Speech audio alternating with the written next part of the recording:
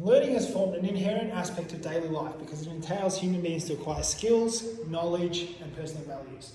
As modernisation began to encompass the world, education through classroom setting became a fundamental learning mechanism.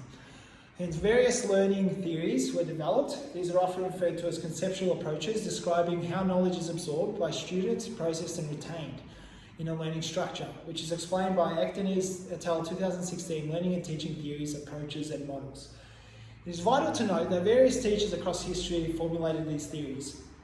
These theories detail several frameworks such as behavioural, constructivism and cognitivism. I found the constructivism theory as the most effective learning framework, therefore I will illustrate its central application in the classroom setting while providing in-depth evaluation of its features, strengths, limitations, and also my values and beliefs. First and foremost, what does it mean when you utter constructivism theory? Butter and Augustine constructivism learning theory, a paradigm for teaching and learning, state that it is a terminology utilised in describing conceptual learning founded on cognitive premises. Here teachers believe that a learner repeatedly apprehends new information by fitting it together with prior knowledge. And according to Uyghur and Passes 2012, a comparison of two theories of learning, behaviouralism and constructivism as applied face-to-face and online learning, students mainly construct knowledge based on multiple experiences. As they reflect on these experiences, they incorporate new ideas offered by the teacher. The theory was adopted from extensive studies of Lev Vygotsky, a Russian physiologist, and Jean Piaget, a Swiss psychologist. So Narayan et al. Constructivist learning theory explains that theory contains two crucial aspects. Firstly, assimilation, which encompasses the change in students' perception by developing new outlooks on what they already know after gathering new information from the teacher. So the second concept is accommodation, which explains that learning is a continuous process, so the student will evaluate and incorporate this information into the old ones. So they must accommodate and reframe their thinking. So now in Zain, Razis and Aberdeen 2012, student-centered learning in the mathematics constructivism in the classroom, explain that there are various features of the theory that are applicable in the classroom setting. For instance, the idea that the classroom should be student-centered, so here the more focus is placed on students learning rather than the teacher teaching. Additionally, as a teacher, I must ensure that the subject being taught should not be viewed as a matter of being memorised, but rather to provide new knowledge and skills to the students based on prior experiences. Hence, the student-centered classroom requires the teacher to use students as prior knowledge as a foundation for introducing new subject concepts to the students. So the theories are that classroom application is founded on its process approach feature.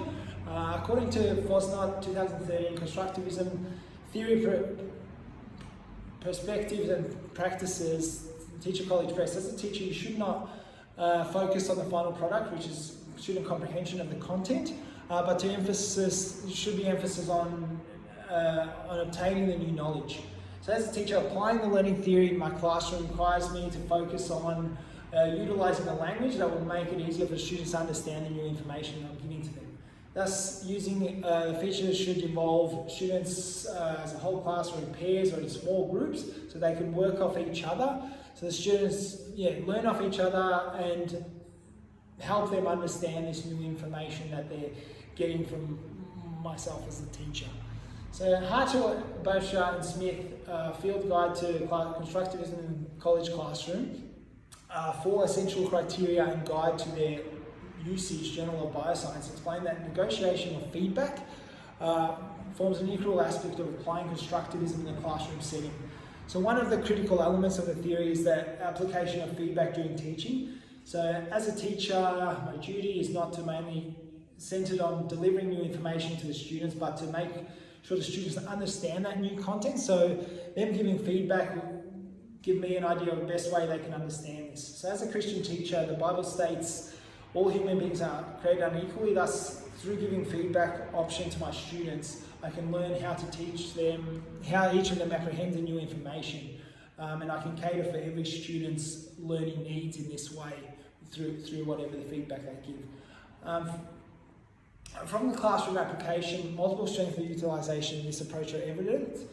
of utilising this approach. An example presented by Zhu and Shi 2008 application of constructivism theory is in a flipped classroom. Take college English teaching as a case study. Being a student-centered classroom, the teaching can promote individual student motivation and build up their self-esteem. So additionally, Pritchard and Woolard of 2013 Psychology for the Classroom, Constructivism and Social Learning explain that the theory supports active engagement in classroom from students. This occurs due to classroom setting increased interactive nature, primarily through encouraging feedback from students. It also helps develop creativity and problem-solving skills.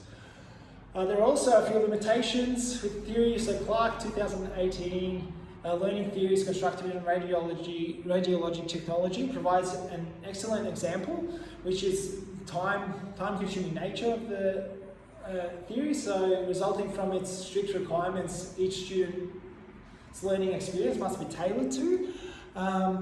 Despite the limitation, I support the theory as it integrates my Christian values, which is the foundation of my teaching career. So like Jesus as a teacher, I must serve those entrusted to lead. Therefore, the theory helps me prioritise students' needs and facilitate them with the quick apprehension of the new knowledge. So whatever they need, I'll cater my classroom for that and for all their learning needs. So in conclusion, constructivism learning theory is an ideal teaching tool for any teacher because it places the students' learning needs first, which results in effective teaching methods as it helps with motivation, engagement, and positively impacts the learning, and it helps teachers manage the classroom accordingly. Thank you.